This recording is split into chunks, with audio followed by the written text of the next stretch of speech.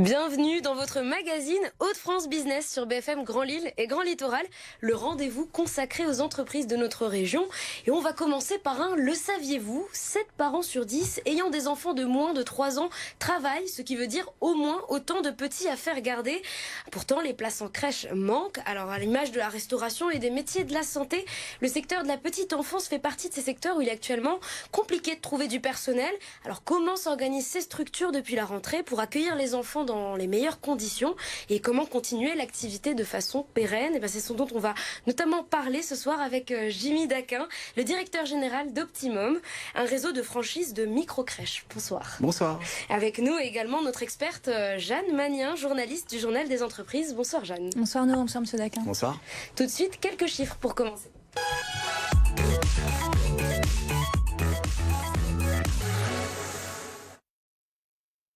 Alors, Optimum, c'est 21 salariés au siège, plus de 170 franchisés et un chiffre d'affaires de 3 millions d'euros en 2022. Voilà, 3 chiffres à retenir ou non, mais en tout cas, on va en parler d'Optimum. Bonsoir, donc Bonsoir. Jimmy Daquin, on le disait, pour que ce soit bien clair, quand même, une micro-crèche, c'est quoi? Alors, une microcrèche, c'est un établissement d'accueil de jeunes enfants. On accueille les enfants de 10 semaines, date de la fin du congé maternité, jusqu'à leur entrée à la scolarité, donc souvent 3 ans et demi à peu près. On accueille 12 enfants simultanément, et ça se fait des accueils réguliers du lundi au vendredi, selon les besoins des familles.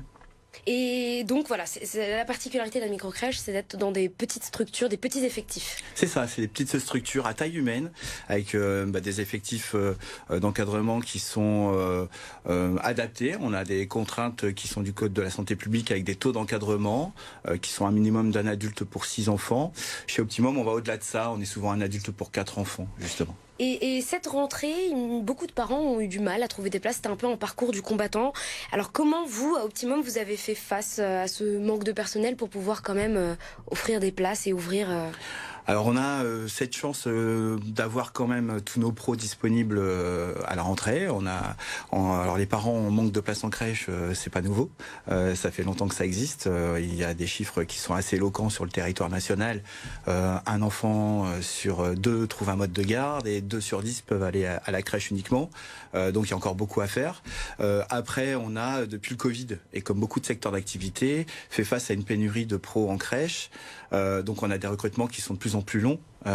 Et récemment, il y a eu un décret qui est sorti fin août par le ministère de la Solidarité et de la Santé qui permet justement d'intégrer des gens sans expérience professionnelle et sans diplôme de la petite enfance au sein de nos structures à la condition de les former.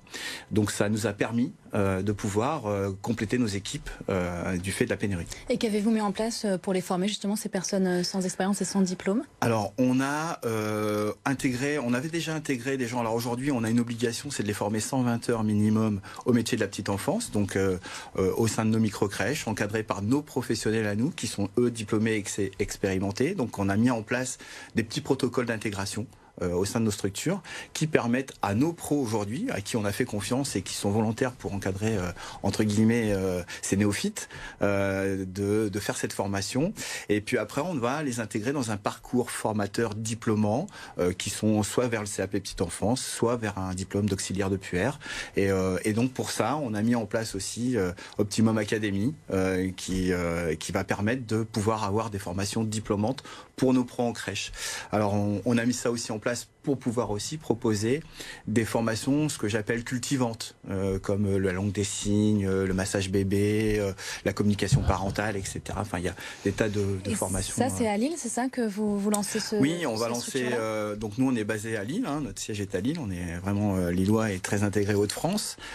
Donc on a décidé de faire ça avec notre siège à Lille, donc on va monter ça ici, sachant qu'il y aura aussi une partie de la formation qui sera délivrée sur les espaces e-learning, puisque aujourd'hui c'est très à la mode. Et ce sera quand est-ce que que la formation sera vraiment disponible? Alors à partir de janvier, on va commencer les premières formations dites cultivantes. On a un réseau de partenaires formateurs. Et la première rentrée, septembre 2023, on va commencer les formations diplômantes.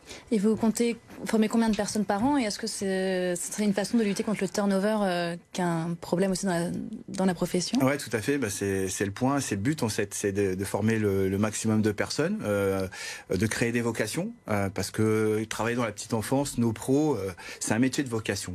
Passer sa journée auprès de jeunes enfants, il faut aimer ça. C'est pas un boulot simplement alimentaire. Il faut avoir de la patience, il faut pouvoir se réinventer tous les jours avec les enfants, réinventer des activités, mettre en place des pédagogies, être dans l'observation, les voir évoluer, travailler sur différentes problématiques en fonction des enfants aussi. Donc ça, c'est un métier de patience et de vocation. Et le but du jeu et cette loi nous permet d'intégrer des gens qui soient motivés à rejoindre le secteur de la petite enfance et après les former chez nous. Alors qu'auparavant, il fallait qu'ils aient un diplôme, passer une année, ça pouvait freiner des vocations. Alors vous allez les former, vous n'avez pas peur de les voir partir? Parce que vous l'avez évoqué, Jeanne, le turnover, c'est quelque chose qui existe dans le métier. Comment on fait pour les... C'est du management. C'est du management. On essaye, nous en tout cas, on a, un turnover qui est plutôt limité, dans le sens où dans nos structures, on essaye de... Chaque microcrèche est une petite structure familiale, c'est des petites équipes courtes. En règle générale, les collaboratrices, parce que on a très peu d'hommes dans notre secteur d'activité, malheureusement, mais ça serait bien qu'il y en ait. Une fois que l'équipe est en place, il y a une solidarité entre les équipes, elles se sentent bien, on met en place des choses pour qu'elles se sentent bien. C'est des métiers à vocation, donc elles aiment avoir les moyens de pouvoir faire des choses avec les enfants et travailler sur des projets pédagogiques. Et c'est ce qu'on fait. Nous, on est aussi partenaire de Agir pour la petite enfance, qui est une association qui décerne chaque année des Giraffe Awards sur les pédagogies ou les projets mis en place au sein des équipes dans les crèches. Et la plupart de nos équipes y participent. D'ailleurs, les résultats sont en octobre prochain. Donc, on a hâte. On avait déjà une microcrèche qui en a une l'année dernière. Donc, on est très content de ça. Et ça permet justement de fidéliser les équipes, les adhérer à un projet. C'est du management. Et la formation, c'est un investissement. Ça vous coûte combien cette formation ? C'est un investissement. Alors si on prend l'enveloppe globale, c'est-à-dire les locaux, les formations, etc., on est sur une enveloppe d'investissement de base qui va être d'à peu près de 100 000 euros. Mais le but du jeu est aussi d'intégrer et à Lille, puisqu'on est très implanté sur les Hauts-de-France avec une trentaine de microcrèches, mais aussi également sur toute la France. Alors la particularité d'Optimum, c'est aussi ce réseau de franchises que vous avez. Et c'est des franchises clés en main. Est-ce que rapidement vous pouvez nous expliquer comment ça fonctionne?